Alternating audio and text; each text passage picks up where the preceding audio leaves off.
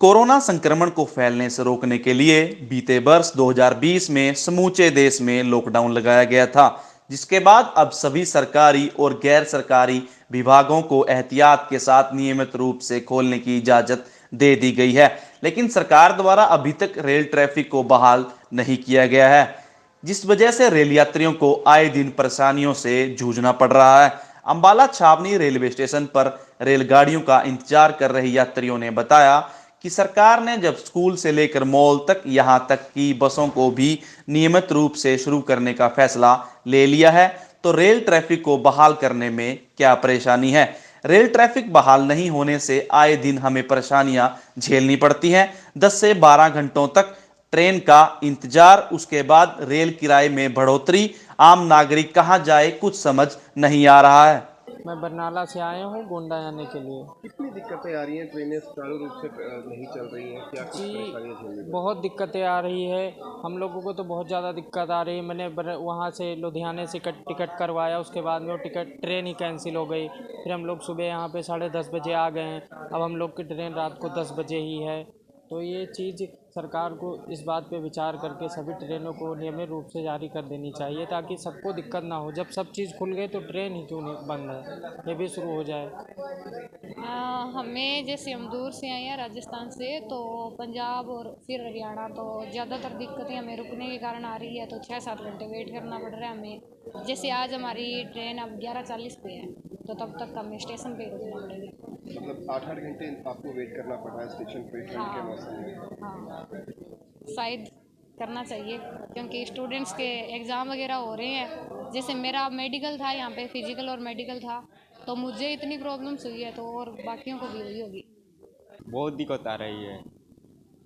सब कुछ खुल गया तो सरकार को ट्रेन भी पूरा खोल देने से सही होना था। 8 घंटा, 10 घंटा, 6 घंटा तो अब ट्रेन आ रही है। बहुत दिक्कत है ट्रेन नहीं खुलने से। वही बोलेगा सरकार को कि सब कुछ खोल दिया तो ट्रेन को भी खोल दो।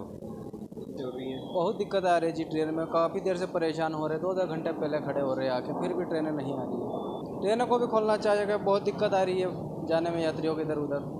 बुजुर्गों बच्चों बहुत परेशानी है, छोटे बच्चे बुजुर्गों भी है, काफ़ी समस्या। क्या कहेंगे, यही कहेंगे जल्दी से जल्दी शहर समय पर, किसानों की सुनवाई नहीं हो रही, हमारी करे जल्दी से जल्दी, यात्रियों का तो करे इधर उधर जाने का।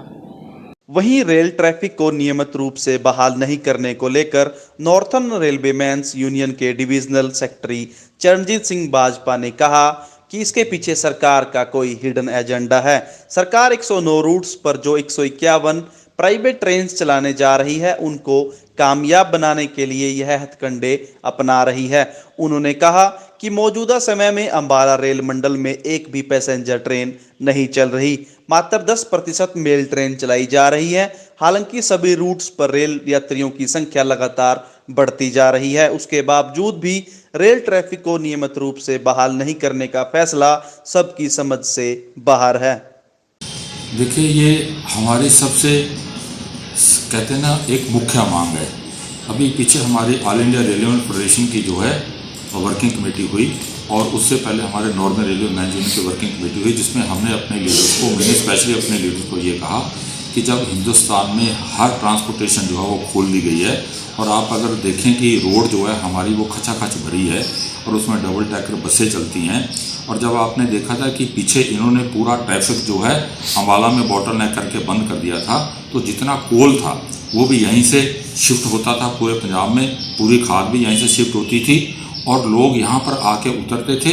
अगर आप अम्बाला कैंट स्टेशन के उस टाइम 6 महीने आपने हाल देखी होती, तो यहाँ पर हज़ारों नहीं लाखों पैसेंजर उतरते थे, फिर यहाँ से आगे जाते थे। तो उस दिन से हम लोग ये कह रहे हैं कि ये पैसेंजर ट्रैफिक है और जो मेल ट्रैफिक है, ये आपको जल्दी से जल्दी स्टोर करना चाहिए। आप क्यों नहीं करते?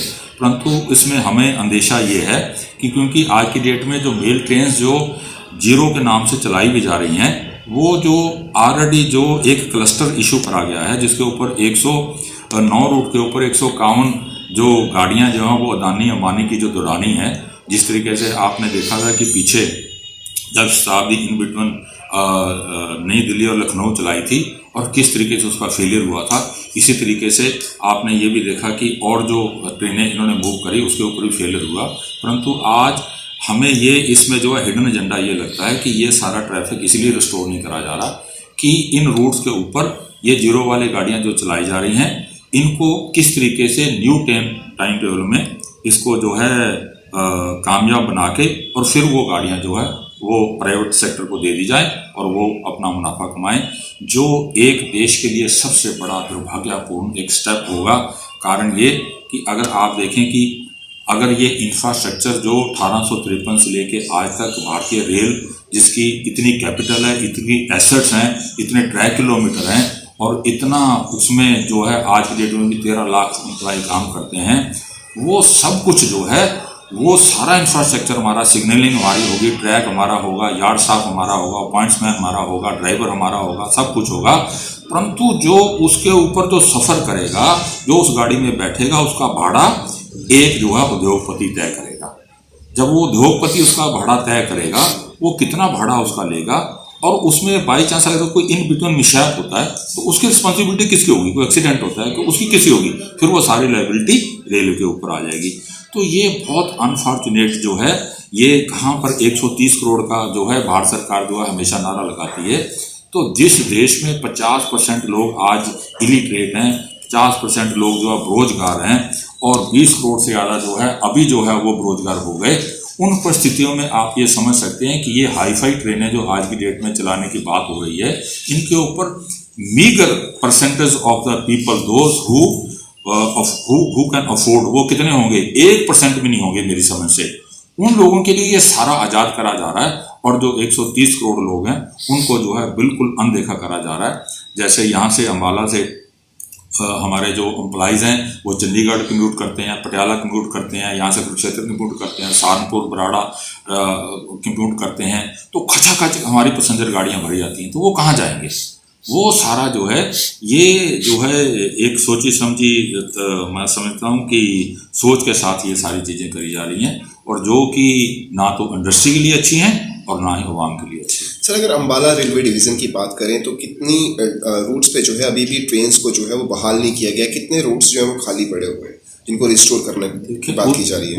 उसमें यह है कि पैसेंजर तो आज की डेट में टोटल जो है वो बंद है, उसको तो 100% आप समझें कि एक भी पैसेंजर हमारी नहीं चलती है। और जो इन बिटवीन इंटरसिटी या इंटरस्टेट कुछ मैं अगर कहूँ आपको कि 10% गाड़ियाँ अभी चलाई हैं और आपको ये भी जानकर हैरानगी होगी कि 10% गाड़ियाँ जो हैं वो 100% ऑक्यूपेंसी से चल रही हैं। अच्छा, ऐसा नहीं कि वो खाली चल रही हैं, परंतु उसके बावजूद भी जो बाकी ट्रैफिक है उसको नहीं स्टोर करा जा रहा। और हमारी तो ये सोच है कि जब तक, क्योंकि अगर आप कमाएंगे नहीं, आपके पास अर्निंग नहीं होगी, तो फिर वो इंडस्ट्री चलेगी कैसे? रेल ट्रैफिक को अंबाला रेल मंडल में सुचारू रूप से नहीं शुरू करने को लेकर जब हमारी टीम डीआरएम गुरविंदर मोहन से मिली तो उन्होंने माना कि एक भी पैसेंजर ट्रेन मौजूदा समय में अंबाला रेल मंडल से नहीं चल रही। साथ ही उन्होंने कहा, लॉकडाउन के बाद से धीरे धीरे ट्रैफिक को खोला जा रहा है और जरूरत के हिसाब से रेल रूट्स पर गाड़ियां चलाई जा रही हैं। उन्होंने बताया कि बीते वर्ष जनवरी 2020 में 55 से 60 हजार करोड़ रेवेन्यू जनरेट हुआ था और इस वर्ष जनवरी 2021 में यह 50% भी नहीं है। ऐसे में हम खाली ट्रेनों को तो पटरी पर दौड़ाएंगे नहीं। देखिए, लॉकडाउन के बाद पैसेंजर सर्विसेज बिल्कुल ज़ीरो हो गई थी। हमारा करीब इंडियन रेलवे की जो बात करूं, करीब 55 से 60 हज़ार करोड़ रुपए का रेवेन्यू जो है पैसेंजर सेगमेंट में आता है, तो वो ज़ीरो हो गया था बिल्कुल ही। और उसके कारण अब आहिस्ता आहिस्ता गाड़ियाँ जैसे जैसे रिस्टोर होनी शुरू हुई हैं, तो मैं एक आपको थंब रूल में जनवरी की फिगर बता देता हूँ जो रेलवे बोर्ड ने हमारे शेयर की है।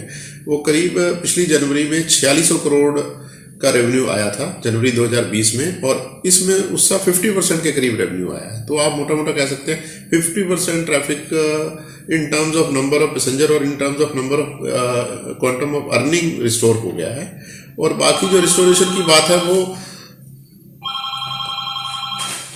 ज़्यादा से ज़्यादा रिस्टोरेशन जो कर रहे हैं वो हम लोग नीड बेस्ड कर रहे हैं और एग्जामिन करके ऑक्यूपेंसी गाड़ियों की एग्जामिन करने के बाद ही उसको देखते हैं गाड़ी का उसकी ऑक्यूपेंसी कैसी है। अगर ऑक्यूपेंसी अच्छी है तो उस रूट की उस 2 पेयर ऑफ डेस्टिनेशन और ओरिजिनेटिंग स्टेशन के बीच में गाड़ी दूसरी इंट्रोड्यूस कर देते हैं, क्योंकि मोस्ट ऑफ दी गाड़ियां हमारी एक ओरिजिनेटिंग और एक डेस्टिनेशन के बीच में 2-2, 3-3 गाड़ियां चलती थी कोरोना से पहले। जैसे अमृतसर से हावड़ा, इसके बीच में 3 गाड़ियां चलती थी, तो हमने एक गाड़ी चला दी, तो उसकी ऑक्यूपेंसी को वॉच किया, अगर ऑक्यूपेंसी बहुत अच्छी है तो दूसरी भी चला दी, फिर तीसरी चला दी। ऐसे शताब्दी है, चंडीगढ़ और दिल्ली के बीच में 3 शताब्दियां चलती थी, तो एक शताब्दी चलाई, अब दूसरी शताब्दी का लगता है चलने का टाइम आ गया, तो उसकी हम प्रपोजल भेज रहे हैं। तो इस तरह नीड बेस्ड ऑक्यूपेंसी बेस्ड है, ऐसे नहीं गाड़ी 25%, 20% खाली गाड़ी चलाने का कोई फायदा नहीं होगा उसमें।